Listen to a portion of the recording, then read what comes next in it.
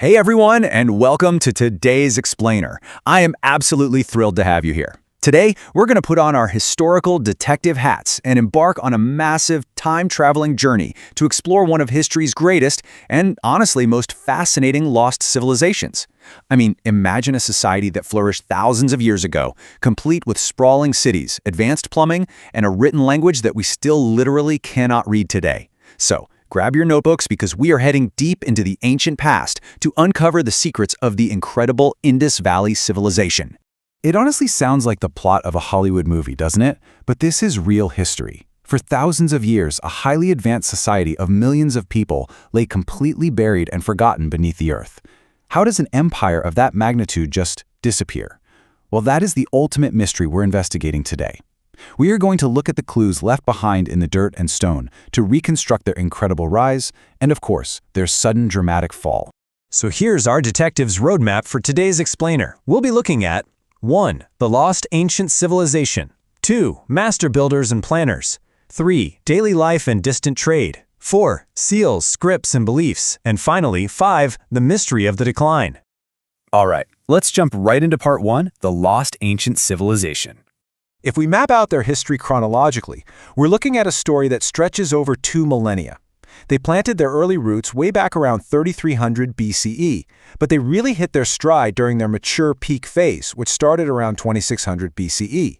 Now, just to put that into perspective for you, this society was thriving right alongside the pyramid builders of ancient Egypt and the early city-states of Mesopotamia.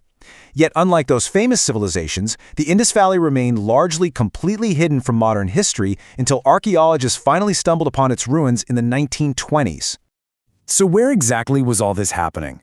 Picture the area that is present-day Pakistan and northwestern India. That's where this civilization truly flourished. And the absolute lifeblood of this entire society was water. The mighty Indus River provided the essential flooding they needed to irrigate their massive crops of wheat and barley, and it acted like a giant superhighway for travel and communication across the whole region. Now, what's truly mind-blowing is the sheer scale of what they built. At their absolute peak, the Indus Valley Civilization wasn't just a few scattered farming villages. No way. They built over 1,500 cities and towns. Their population boomed to an estimated 5 million people. When you compare that to the roughly 290,000 urban dwellers in Mesopotamia at the time, you quickly realize that the Indus Valley was an absolute giant of the ancient world. They literally dwarfed their contemporaries. Moving right along to part 2, master builders and planners. If you were to fly over their major urban centers, places like Harappa, Mohenjo-Daro, and the incredible stone city of Dolavira, you wouldn't see a chaotic jumble of houses. You'd see a perfect grid layout. It's like they were the ultimate city planners thousands of years before the modern era. Their main streets were perfectly straight, intersecting at precise right angles to create uniform city blocks. This tells us they either had a very strong centralized authority or just a profound communal agreement on how to build and organize their living spaces as efficiently as possible. And their infrastructure brilliantly highlights their absolute obsession with order and cleanliness. Their homes were built using perfectly standardized baked clay bricks, and in places like Dolavira, really durable stone. But honestly, the real marvel here is their plumbing. Indoor plumbing, 4,500 years ago? Most houses had their own bathrooms, which emptied into covered street drains, and advanced sewers running right beneath the roads. They built massive water reservoirs to conserve every single drop in dry areas, and stunning public structures like the Great Bath of Mohenjo-Daro. They prioritized public health, cleanliness, and water conservation above almost everything else. Okay, on to part 3, daily life and distant trade. Transitioning from their impressive brickwork to their bustling economy, we really have to ask how these everyday ancient citizens lived. Well, the physical evidence paints a picture of a remarkably peaceful society. Archaeologists have been digging through these ruins for a century, and they found very few weapons of war. What they have found in abundance, though, are beautifully crafted terracotta toys. We're talking miniature oxen, little carts, bird-shaped whistles, and even early board games using dice. This tells us we're looking at a wealthy, stable society that had the time, resources, and peace of mind to just focus on family life and crafting fun objects for their kids. They were also sort of the ancient pioneers of globalization. Fueled by those rich agricultural yields of barley and wheat, they developed a massive global economy. They exported highly sought-after luxury goods, things like cotton textiles, spices, gorgeous pottery, and semi-precious stone beads. And they weren't just trading with the town next door. Using both land routes and maritime waterways, they traded heavily all the way over to Mesopotamia, where the Indus Valley was actually known as Meluha.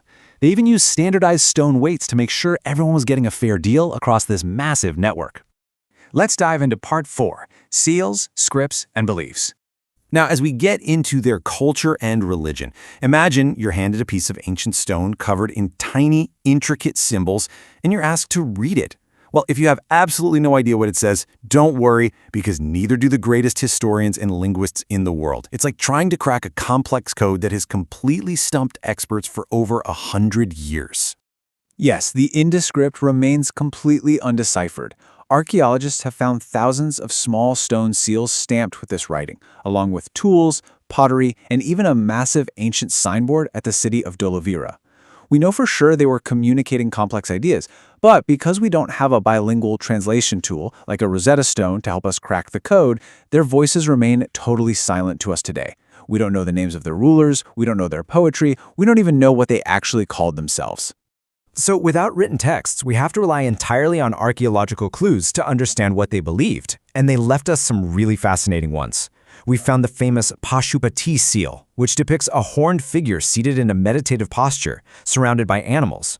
We see ornate terracotta idols of what appear to be mother goddesses, which strongly hints at a reverence for fertility. There's the dignified priest-king statue and dynamic little bronze figures like the dancing girl. All of this points to a rich, vibrant culture with a deep respect for nature, animals, and quite possibly ritual purification through water. And that brings us to part 5, the mystery of the decline. So what exactly happened to this thriving, peaceful mega-civilization? Well, the evidence points strongly to a massive chain reaction caused by a shifting climate. Starting around 2500 BCE, those intense summer monsoons they relied on began to severely decrease. This led to prolonged droughts, and the mighty rivers that fed their agriculture started to dry up or completely change course. Without enough food to sustain millions of people, the citizens essentially had to pack up and start migrating eastward toward the Himalayan foothills, just searching for reliable rainfall. Slowly but surely, those massive megacities were left empty, and by 1300 BCE, they were entirely abandoned. Now, to be fair, as good historians, we have to look at all the evidence impartially. While it's pretty clear that a drying climate and shifting rivers literally starved the civilization's agricultural base, it likely wasn't the only factor at play here. The collapse was probably more like a perfect storm, a mixture of environmental stress combined with shifting global trade routes, possible earthquakes altering river paths, and the social dynamics of migrating Indo-Aryan groups moving into the region. Slowly, this sprawling, highly organized empire broke apart into much smaller, scattered farming villages. But here is the absolutely crucial point to take away from all this. We shouldn't view this as a failure of a society. For over 700 years, this civilization thrived at its absolute peak. 700 years. That is a massive run by literally any historical standard. During that time, they achieved levels of urban organization that absolutely no other ancient culture on Earth had managed. And even though their great cities were ultimately swallowed up by the desert sands, their legacy didn't truly vanish.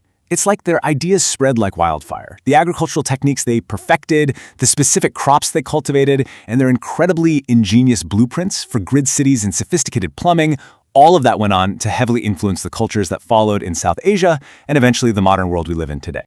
Which brings us to the end of our explainer and a final, provocative question that I want to leave you with. In our world right now, as we face our own modern challenges with climate change, water conservation, and these rapidly growing urban populations, what can our modern city planners learn from the ancient, sustainable designs of the Indus Valley Civilization? It's pretty incredible to think that a 4,500-year-old society might still hold the answers to building better, healthier cities today. Keep learning, keep asking those big questions, and I'll see you in the next explainer.